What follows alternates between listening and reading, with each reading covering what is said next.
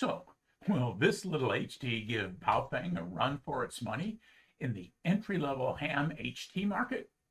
Let's take a look.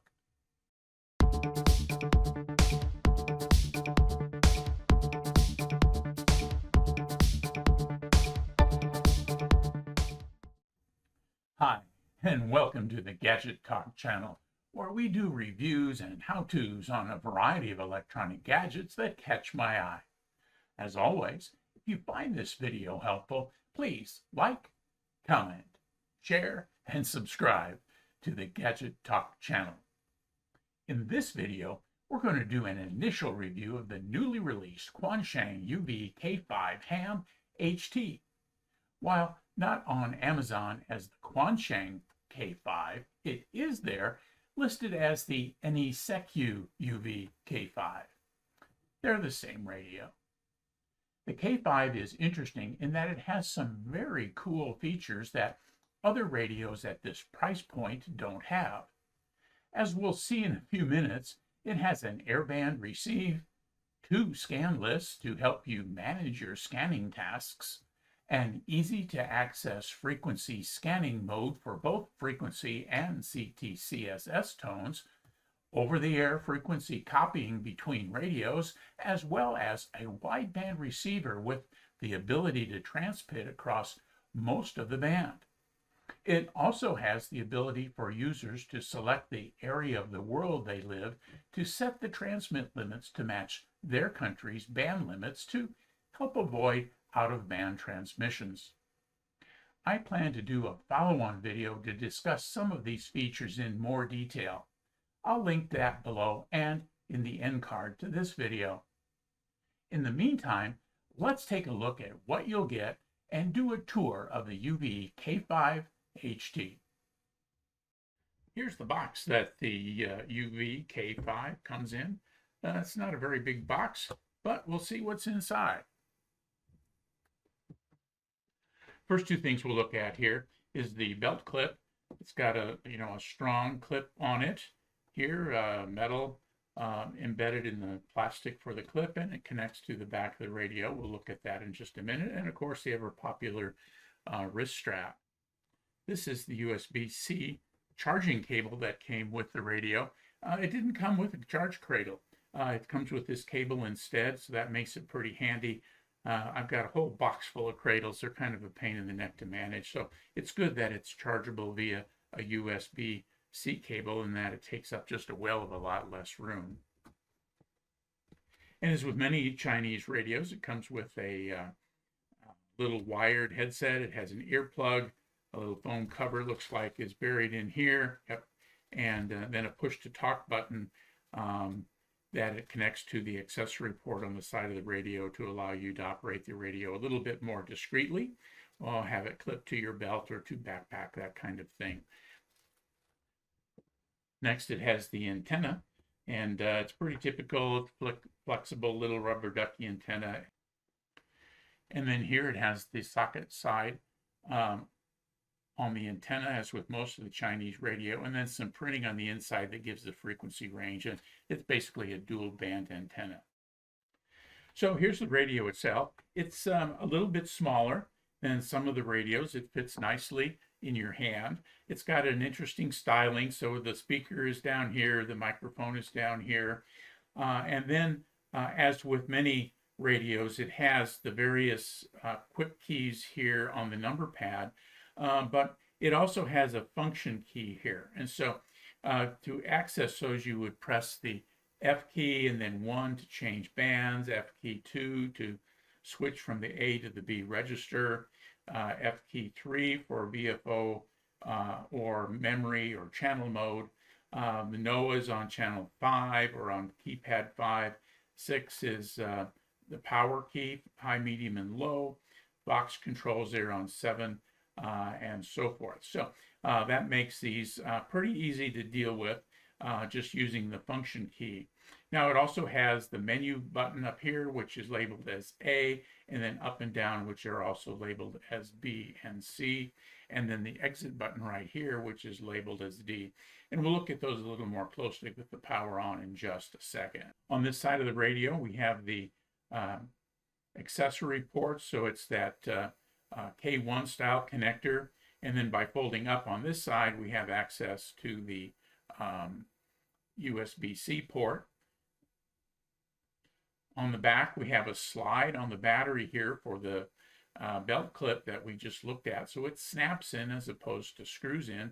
And then right here, there's a little loop for that wrist strap. And then charging tabs for the battery. However, as I mentioned, did not come with the charge cradle. So the USB-C that we have over here is how we're going to be charging that. On this side, we've got the push to talk button. We've got a programmable button 1 and programmable button 2 right there, which is pretty typical. And in the software and in some of the menu choices, you can choose what you have these buttons do. On the top, here's the socket for the antenna, and you can see perhaps there that the plug side is here, the male end, the receive, transmit, and charge indicator LED is right here. There's a LED light for a flashlight, and then we'll turn it on and off and adjust the volume with this bright orange knob. So that's a quick tour of the radio. Let's take a minute and power this on and go through some of the menu items.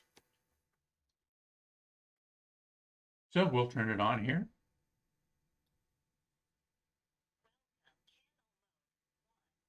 So there's a little bit different female voice here coming on.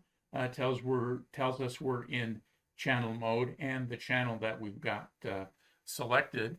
I've got the time on the light set kind of low because I think it films better when it's not illuminated, but you're going to see it flash on and off a little bit as we go through this.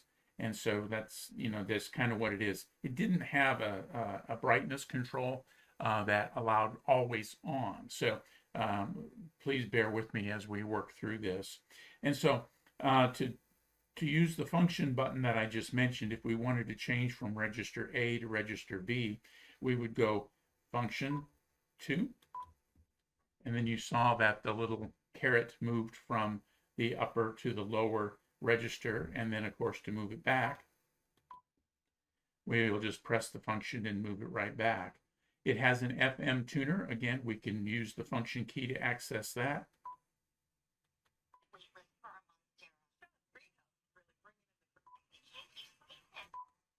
And it has a reasonable sounding speaker for something this small.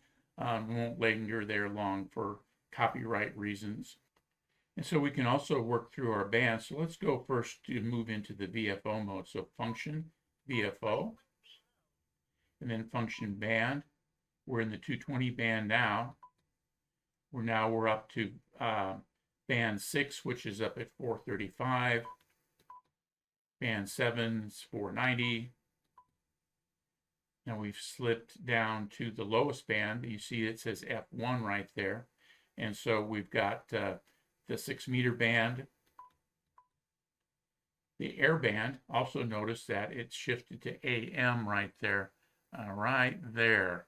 And so the airplanes use this VHF frequency, but they transmit using an AM modulation. So it moved immediately to AM.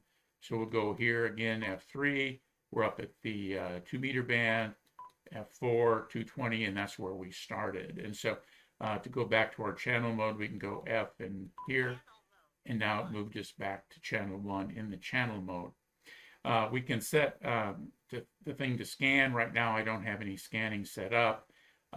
And so that gets you into a lot of things. There's one more I want to point out, and that's the NOAA weather channels. So now let's take a look at the menus themselves. So in this case, we'll go into menu, and you notice that it's a slightly different display where the menu items are going up and down the screen on the left side, and then the choices are over on the right side.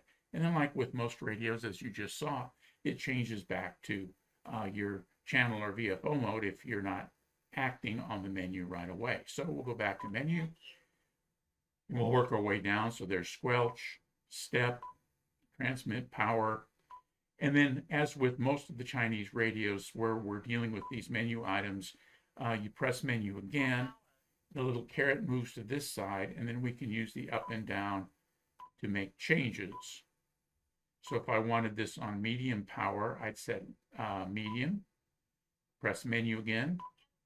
It says confirm, and then we're good to go. So let's go to the step menu item. You see I have, right now it's programmed a step of 25 kilohertz. So let's go back here to menu.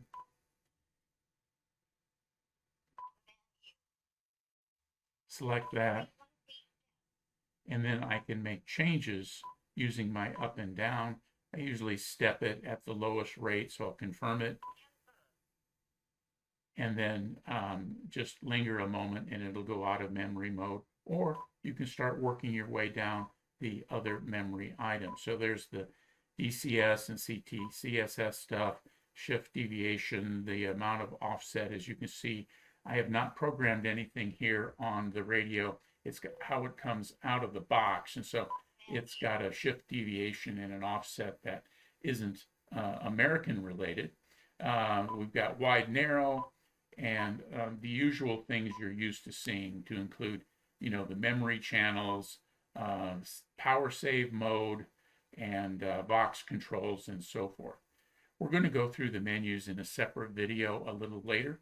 This is just kind of our overview, so we'll allow that to exit the menu system right now. Now, there is one other thing in this overview of the radio that I want to point out to you in terms of the menu, and that's kind of a hidden menu, or a pre-menu, if you would. And so let's turn the radio off. And now, in this case, I'm going to press the top programmable button, push to talk button, and then I'm going to twist the on-off button. And now in the menu, you can see I've got some other stuff. I can reset, so I can turn on the transmit in the 350 if I want to, so I can do that. And I don't want it on, so I can set it to off. I've got a command for the frequency lock. This will lock the various bands. And so you can see I have it set to FCC, but depending on where you are, you could set it to Europe, you could set it to Great Britain. There's a 430, 438, turn the frequencies lock off altogether because I don't like having to remember the upper lower limits. I'm just going to set this as the American FCC band limits on the 2 and 70 centimeter bands.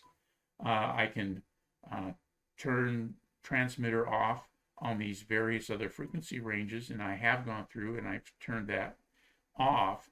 And so as you can see here, we've got the menu number. This is 57, 56, 55, and when we get up here to 57, then we're going to go to menu item number 1. And so there's our menu system with that hidden menu. Now let me turn this off and I'll show you what has happened here. We'll turn it back on without pressing those buttons. And now when I go into menu, if I press the down, it stops at menu item 51. So 52 through 57 are kind of those subordinate or hidden menu items that allows you control over those other frequencies based upon where you are in the world. So that's a quick tour of the Quansheng UV-K5. The UV-K5 has an FCC certification ID and, at least at the first harmonic, falls within the Part 97 requirements to be 40 dB below the transmitted frequencies dB. So here I've got my tiny SA out, and I've got it set up with a 40 dB attenuator. I've got the frequency set in, all the stuff that you do to measure here on the tiny SA. And so let's see what we get on 146 500 here on this K5 in terms of what our the dBs are here and whether we've got spurious emissions. So you can see we've got a couple of spurs. We're working through this to let it settle down. And so we've got two main. This one here is at about 6.3. And this one here is at 47.4. So that's like 41 decibels below the primary, which is within that 40 decibel requirement that the FCC gives to us as amateurs. So this particular tiny SA is limited, high and low to 350. So we're just going to take a look at that first harmonic. But that first harmonic is within limits, so that should give us some confidence that the radio is relatively clean. Here's a quick look at a power output test I did using the K5. Okay, so let's check the power output of the little UV-K5 here. I'm in the VHF range on high power, and so let's see what we get here. We'll be using the bottom arc of my little MFJ 874 going into a dummy load. So let's see what we get. Got about 3.7, 3.8. So now on medium power, let's take a look. It's about 2.6, 2.7. And then on low power, it's about 2.3 or 2.4. Let's bump this up to the UHF band and see what we get there. So again, on high power UHF, we're about 3.6, 3.7. On medium power, we're about 3.1. And on low power, we're about 2.8. So that's the power range in the 2 meter and 70 centimeter bands here with this little UV-K5. Alpha 7 Juliet Mike radio test. 1, 2, 3, 4, 5. UV-K5 receive test. Alpha 7 Juliet Mike test out. Alpha 7 Juliet Mike radio test. 1, 2, 3, 4, 5, 4, 3, 2, 1. UV-K5 transmit test. Alpha 7 Juliet Mike out. Airband receive is pretty unusual in radios at this price point. Let's take a listen to some activities at the nearby Deer Valley Airport, not far from where I live. The ground transmitter is about 4 miles away and kind of behind a hill. Airborne broadcasts were definitely clear. Approach, push it to 554 is leveling 5,000. Okay, 21, it's pitch left, Jack. Thank you, sir. Airports, in the turn, we're down seat at 11 o'clock, approach 554.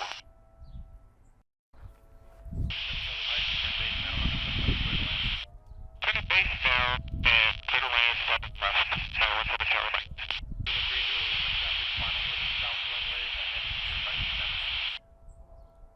Okay, we're looking for descending on the 3 Juliet Lima. We'll finish up with a quick overview of the radio's CPS. This CPS is a step above most manufacturers' CPSs that I've used. Scrolling and scalable windows and some rudimentary channel manipulation set this CPS apart from the rest. Again, I'll do a deeper dive in the follow-on video. So here's a quick look at the CPS for the Quansheng UV-K5.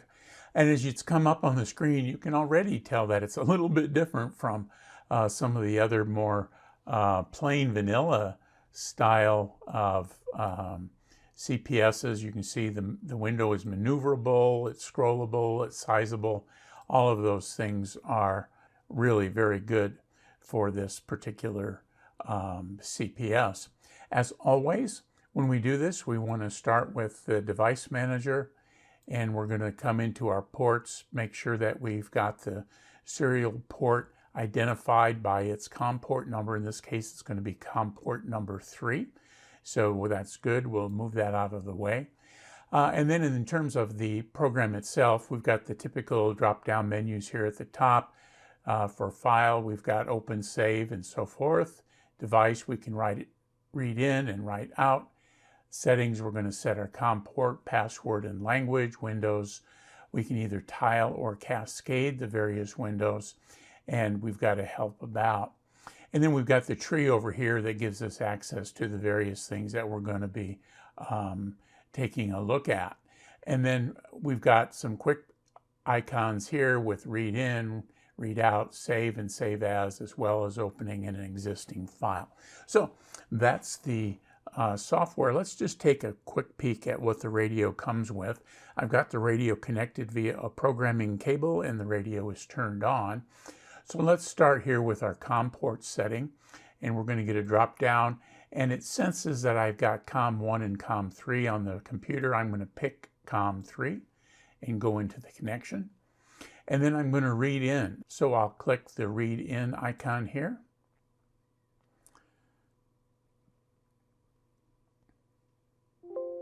And it's writing. And it's read successfully. And what was a little different with this radio is that I didn't get any changes on the screen or the little light flashing. So that's interesting. So let's take a look at what we've got over here. So let's see what we've got in our channels. And so here we've got a handful of channels that came pre-programmed. They're just kind of random channels with various CTCSS codes that we're really not going to want to use. And so to deal with that, we can click the channel, and then if we wanted to get rid of it, we can just kind of click the line, and then we can get this larger display window, and then we can set the things in it that we want. So we've got a receive tone, and the receive is over here. If we wanted to turn that off, we would click here, and we would say none. And the same thing with the receive, we'd say none, and we hit OK, and then you can see that we've got none up here in our CTCSS codes. And if we scroll over, or if we drag over, we can see that we've got quite a lot more information working our way across that channel. So I think in a lot of cases, clicking and then acting in this programming window is going to be what it is that we're going to want to do. When we move into the base radio components, we can open up that, and it just tells us what our hardware version and so forth. Then we can set our function key, and here are the choices that we have. We've got a number of choices for each of the functions, both a short press and a long press for both side key 1 and side key 2. So that's handy. And so if we move into our DTMF, these are things that I don't use, so we're just going to leave them blank, or we're not going to mess with them. But you can see that we can put in various calls and codes and that kind of thing. In our VFO channel, we can go into where we come up in terms of channel mode, 6 meter band here, and we've got all these other things programmed in. And so in our scan list, one of the cool things is we have more than one scan list in this radio. So you can add frequencies, and so it gives us the typical number choices, and then move them in to become a member of that scan list, or you can move them to be a member out of that scan list, which is a very cool function with radios that have lots of channels. Having a scan list that you can divide up into smaller groupings is very, very helpful. And then with our radio, we can add our pre-programmed FM frequencies for the radios in the particular part of the country where you are located. So that's a quick look at our CPS as it comes out of the box. We'll be doing an in-depth tour of the CPS, doing some programming for the radio in a follow-on video, but this is the quick and the dirty. So, what do you think? I'm pretty impressed with this little HT. It's certainly not perfect, but at about $30 US, it seems to be a good value. I like the styling and overall feature set. I did notice that the NOAA channel somehow didn't break the squelch. I could see the green light was illuminated, but heard no sound when accessing those channels through the function key on the faceplate. I had to press the monitor button to hear those channels. I programmed the NOAA channels into the user channels, and they came through the squelch just fine. I really don't know what's up with that, though. I also noticed that the FM radio operation is a bit different from other radios I've used. It's explained in the manual, but will take a bit of getting used to. When going into the FM mode, pressing the function and the number 1 key will switch between memory and VFO mode on the FM band. Function and the number 2 key will start FM scanning. Scanning in this mode will fill the FM memory channels. In a big city like Phoenix, that meant they were full only a few megahertz up the band. It also meant that my pre-programmed channels were overwritten. The function and 3 key choice allowed manual scanning, which doesn't overwrite your memories. I'll leave it up to you as to whether you like the speaker sound and the transmit quality. For me, they were both pretty good for a radio at this price point. If you'd like to take a deeper dive on some of the radio's features, join me over here where we'll do just that. As always, don't forget to like the video and subscribe to the Gadget Talk channel. 73, and thanks for watching.